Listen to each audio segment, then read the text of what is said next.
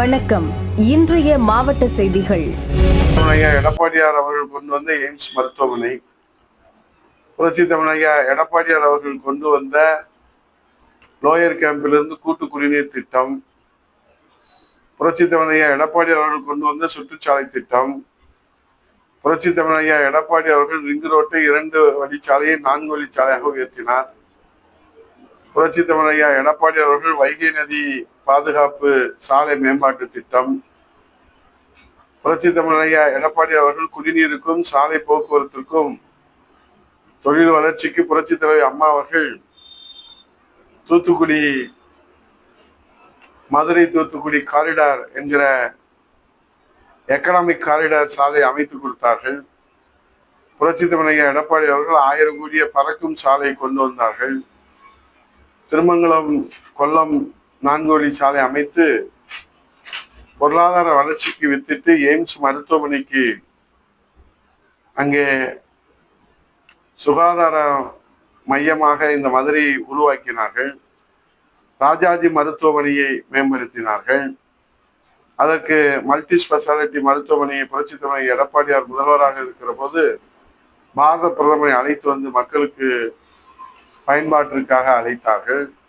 கடந்த சட்டசபை தேர்தலின் போது நாங்கள் ஆட்சிக்கு வந்தால் டாஸ்மாக் மதுக்கடைகள் படிப்படியாக குறைக்கப்பட வேண்டும் வாக்குறுதி அளித்த திமுக 4 ஆண்டு ஆகியும் எந்த மதுக்கடைகளும் குறைக்கப்படவில்லை என்ற விவரம்தான் நமக்கு கிடைத்திருக்கிறது. நாளுக்கு நாள் கொலை, கொள்ளை உள்ளிட்ட குற்றங்கள் அதிகரித்து வருகின்றன. மது, கஞ்சா போதையே காரணம் என்றாலும் தங்கத்தின் விலை உயர்ந்துள்ளதால் குற்றங்கள் அதிகரித்து விட்டதாக கூறுகின்றனர் சட்ட அமைச்சரும் டிஜிபியும். சீப்பை ஒழித்து வைத்தால் திருமணம் நின்று விடுமா? குற்ற காரணங்களை மடை மாற்றுவதால் குற்ற செயல்கள் நியாயமாகி விடுமா? மதுவால் கிடைக்கும் வருமானத்திற்கு பங்கம் வந்துவிடக் கூடாது என்று ஆளும் அரசும் அதிகாரிகளும் பரிதவிப்பது இப்போது ஒவ்வொரு நாளும் நமக்கு காட்சியாக இருக்கிறது. வாணியம்பாடியில் அறிவு பல் மருத்துவமனை உள்ளது. இங்கு சிகிச்சை பெற்ற ஸ்ரீராம் என்பவரின் தாய் திடீரென இறந்தார். சந்தேகமடைந்த ஸ்ரீராம் பலரிடம் இது குறித்து விசாரித்தார். பல் சிகிச்சை பெற்ற 10 பேரில் 8 பேர் அடுத்தடுத்து இறந்தது தெரிந்தது. சுகாதாரத்துறையில் ஸ்ரீராம் புகார் அளித்தார். தொடர்ந்து இந்திய மருத்துவ கவுன்சில், வேலூர் சிஎம்சி, தமிழக சுகாதாரத்துறையினர் ஆய்வு செய்தனர். அறிவு பல் மருத்துவமனையில் குறிப்பிட்ட சிகிச்சை பெற்ற 10 பேரில் 8 பேர் இறந்தது தெரியவந்தது. இறப்பிற்கான காரணம் மர்மமாக இருந்தது. இந்த நிலையில் மருத்துவ ரீதியாக ஆய்வுகள் நடைபெற்றன. இறந்த 8 பேருக்கும் பர்கோல்டேரியா சூடோமல்லே என்ற பாக்டீரியா தொற்று இருந்தது கண்டறியப்பட்டது. இது நேரடியாக இரத்தத்தில் கலந்து நரம்பு மண்டலத்தை தாக்கக்கூடியது. குறிப்பாக மூளையை தாக்கி இறப்பை ஏற்படுத்தும் கொடிய நோய். பொதுவாக ஹாஸ்பிட்டல்களில் மருத்துவ கருவிகள் முறையாக கிருமி நீக்கம் செய்ய வேண்டும். ஆனால் அறிவு பல் மருத்துவமனையில் மருத்துவ கருவி அலட்சியமாக கையாளப்பட்டுள்ளது.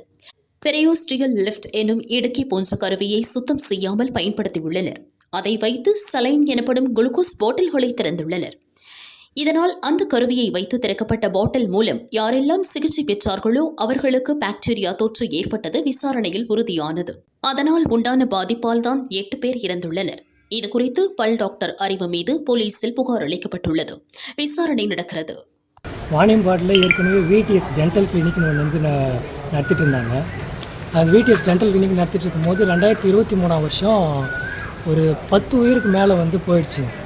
கடைசியாக போனது எங்கள் அம்மாவோட உயிர். அதுக்காக நான் கிட்டத்தட்ட ஒரு 2 வருஷமாக போராடினேன். 2 வருஷமாக போராடினதோட பலன் என்னன்னு பார்த்தீங்கன்னா, என்ன தான் தூக்கி 2 முறை ஜெயிலில் போட்டாங்க.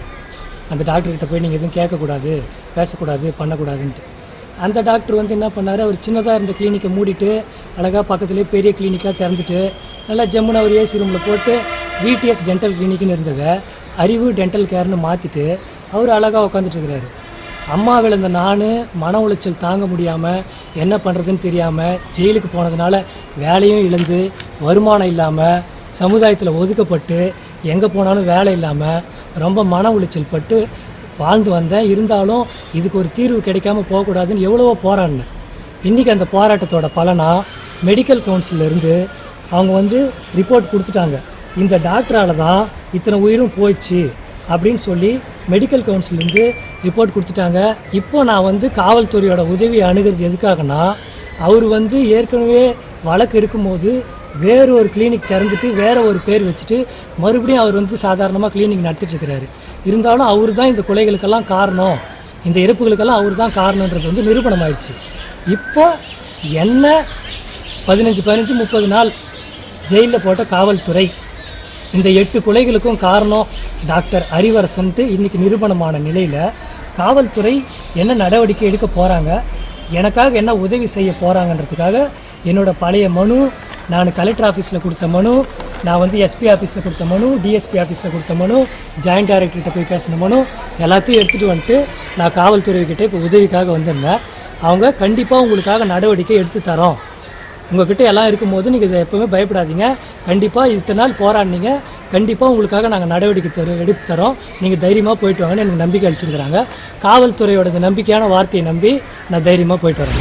பாமக கௌரவ தலைவர் ஜி.கே. மணி தைலாபுரம் தோட்டம் வந்தார். அவரிடம் நிருபர்கள் பாமக குறித்து பல்வேறு கேள்விகளை கேட்டனர். எத்தனை கேள்வி கேட்டாலும் ஒரே பதில்தான். பதில் சொல்லும் மனநிலையில் நான் இல்லை என வேதனையுடன் தெரிவித்தார். ஒரு நெருக்கடியான பாட்டாளி மக்கள் தேசிய கட்சி ஒரு பலமான கட்சி, தனித்தன்மையோடு இருக்கிற கட்சி, கொள்கையோடையும் லட்சியத்தோடையும் இருக்கிற கட்சி. ஒரு நெருக்கடியான ரொம்ப வேதனைப்படுறோம், கஷ்டப்படுறோம். திரும்ப திரும்ப கேள்வி கேட்குறான், நீ சொல்லி ஆகணுங்கிறதுனால சொல்ல வேண்டியதாக இருக்குது. இல்லைன்னா நான் பாட்டு ஓடி இருப்பேன். ஓடினாலும் சொல்லாத ஓடுறானே, அது ஒரு பெரிய செய்தியாக வேறு மாதிரி போடுறது இல்லை. அதான் ஒரு நெருக்கடியான சூழல் கட்சியில் நெருக்கடி பார்த்தா எனக்கு ரொம்ப மனசு கஷ்டமாகும், மனசு ரொம்ப கஷ்டப்படுது. இது மறுபடியும் சீராகணுங்கிறத